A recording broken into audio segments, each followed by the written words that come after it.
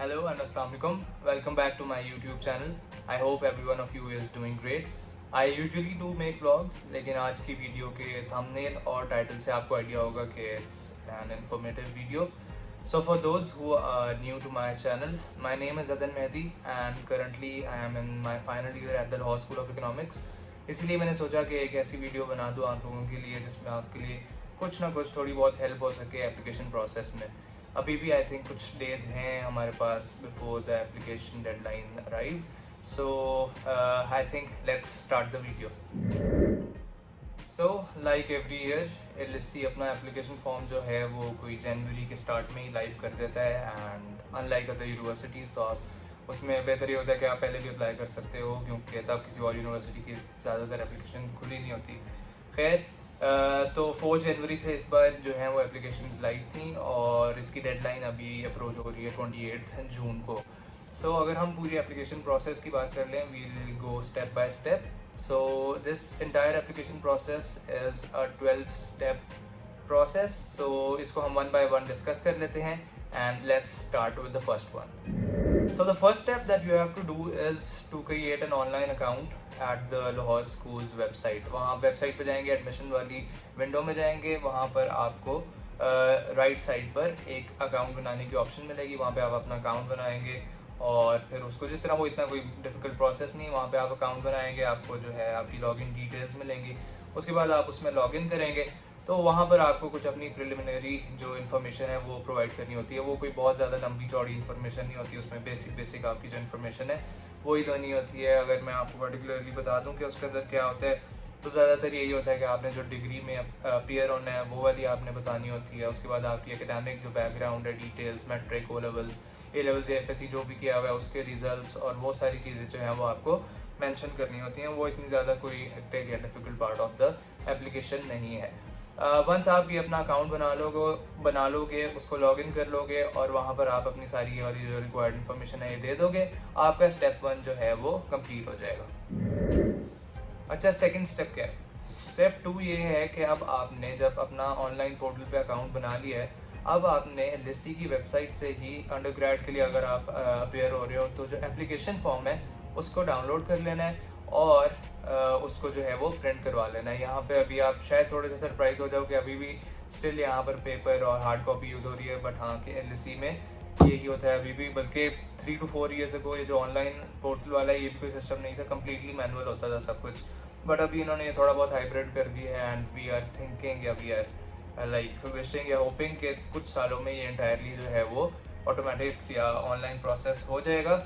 खैर अभी आपको स्टेप 2 के लिए ये है कि आपने जाना है और उसको प्रिंट करवा लेना है. And a good idea is कि आप कोई 3-4 उसकी कॉपीज़ जो हैं वो प्रिंट करवा के ले आओ, क्योंकि हाई चांसेस होते हैं कि जब आप उसको पहली दफ़ा फिल कर रहे हो कोई मिस्टेक हो जाए या कुछ ऐसा. सो उसमें गन डालने से बेहतर है कि एक एक्स्ट्रा या 2 एक्स्ट्रा एप्लीकेशन फॉर्म्स जो हैं वो प्रिंट कर लो ताकि आप उसको आराम से आहिस्ता आहिस्ता फिल कर सको.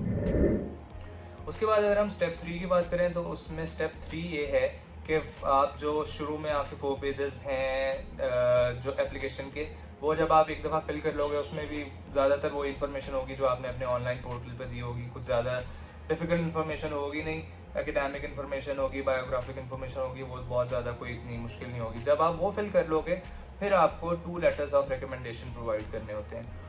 उसके जो स्लॉट्स हैं वो पर्टिकुलरली उस एप्लीकेशन में गिवन होते हैं. आपने बस ये करना है कि उन्हीं जो पर्टिकुलर आपकी एप्लीकेशन है उसको अपने स्कूल में जिस भी इंस्ट्रक्टर जिस भी आपने अपने टीचर्स से करवाना है फिर उनके पास लेके जाना होता है.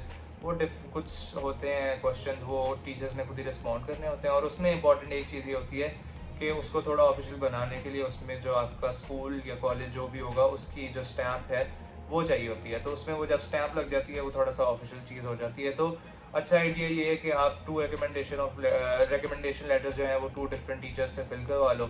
जैसे अगर आपने ए लेवल्स किया है बिजनेस सब्जेक्ट्स में तो इट्स अ गुड आइडिया कि आप एक बिजनेस वाले अपने इंस्ट्रक्टर से करवा लो और दूसरा आप इकोनॉमिक्स या अकाउंटिंग वाले से करवा लो. And same goes for sciences वाले भी. तो ये कोई इतना ज़्यादा एक्टिव प्रोसेस नहीं है. कोई भी 2 टीचर्स जिनसे आप सबसे ज़्यादा वेल कनेक्टेड हो उनसे ये आप फिल करवा लोगे तो आपका ये जो स्टेप है ये भी कंप्लीट हो जाएगा. वंस आपका स्टेप 3 जो है रिकमेंडेशन लेटर्स वाला वो कंप्लीट हो गया है, अब आपका स्टेप 4 to 8 या 9 सारा जो है वो डॉक्यूमेंटेशन का प्रोसेस है.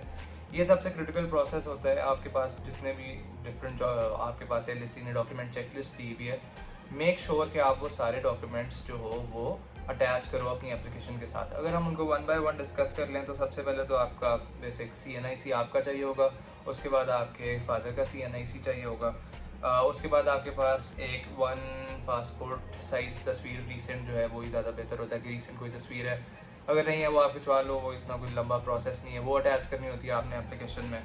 उसके बाद हमारे पास आ जाता है photocopies of all academic certificates. अब आपने अगर O लेवल्स किया हुआ है तो आपके पास O लेवल्स के सर्टिफिकेट्स भी होंगे और ट्रांसक्रिप्ट भी होंगे, वो आपने उनकी कॉपीज़ अटैच कर देनी है। उसके बाद A लेवल्स किया हुआ है तो AS की आपके पास कॉपी और जो ट्रांसक्रिप्ट है वो आई होगी, वो अटैच कर देनी है। और सेम गोज़ फॉर मैट्रिक और FSC। अगर मैट्रिक FSC किया हुआ है तो उसके जो भी आपके पास अभी तक एकेडमिक डॉक्यूमेंट्स जो हैं उनकी कॉपीज़ आपने साथ अटैच कर देनी है। अच्छा, यहाँ पे एक एडिशनल चीज़ है O लेवल्स वालों के लिए कि आपने अपना जो इक्विवेलेंस है वो IPCC से बनवाना होता है। जब आप वो इक्विवेलेंस बनवाओगे उसमें भी आई थिंक 40 डेज लगते हैं, अगर नहीं बना हुआ तो इट्स हाई टाइम कि अभी आप उसको अर्जेंट बेसिस पे है वो बनवा लो।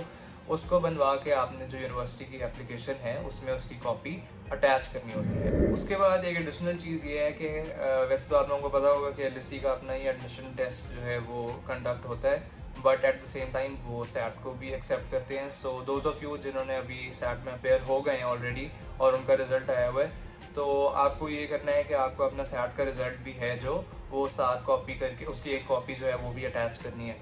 LSE की minimum requirement I think 1200 out of 600 है और मैथ्स में पर्टिकुलरली 600 का स्कोर जो है वो मिनिमम रिक्वायरमेंट है। अच्छा, वंस आपने ये डॉक्यूमेंट चेकलिस्ट वाले जो डॉक्यूमेंट्स हैं वो सारे अटैच कर दिए हैं, दैट्स नॉट जस्ट इट। आपने अब अपने कोई भी एक्स्ट्रा करिकुलर एक्टिविटी की हुई है उसके सर्टिफिकेट्स लाजमी साथ अटैच करो। It can be any internship, कोई भी यहाँ पे आपके पास जो है वो वॉलंटियरशिप या कैंपस एम्बेसडरशिप है उसका सर्टिफिकेट इसके साथ अपनी एप्लीकेशन के साथ अटैच करो। It will surely increase your chances to get an admission into the law school of economics. और अब आपका जब ये सारा डॉक्यूमेंटेशन वाले जो क्रिटिकल स्टेप्स हैं ये हो गए हैं, it's now time to go to the bank. अब आपने क्या करना है कि पहले तो आपने LSE की वेबसाइट पर जाना है, वहाँ पर आपको एक ऑटोमेटिक जनरेटेड वाउचर की ऑप्शन आएगी, वहाँ पर आप अपना जो है वो नाम मेंशन करोगे। मेक श्योर के नाम आपने वही वाला मेंशन करना है जो आपने ऑनलाइन पोर्टल पर और ये मैनुअल जो आपकी हार्ड कॉपी एप्लीकेशन है इसमें मेंशन किया। जब आपने वो नाम मेंशन कर दिया वो आपको एक ऑटो जनरेटेड वाउचर निकाल देगा। आई थिंक वो 6000 है और वो किसी भी MCB की ब्रांच में जो है वो पे किया जा सकता है। बैक इन 2021 जब मैंने LSE में एडमिशन लिया था, जब अप्लाई कर रहा था, तब आई थिंक वो फी 3000 थी, बट अब फेयर इनफ इतने 3 साल बाद वो 6000 है। सो वो जब आप पे करोगे तो उसकी 4 जो हैं वो डिफरेंट कॉपीज़ निकलती हैं। एक आई थिंक स्टूडेंट कॉपी होगी, वो आपने अपने पास रख लेनी है। एक बैंक कॉपी है, वो बैंक रख लेगा। उसके बाद आपके पास एक एडमिशन और एप्लीकेशन कॉपी होगी, वो दोनों कॉपीज़ जो हैं वो आपने अपनी एप्लीकेशन के साथ अटैच कर देनी है।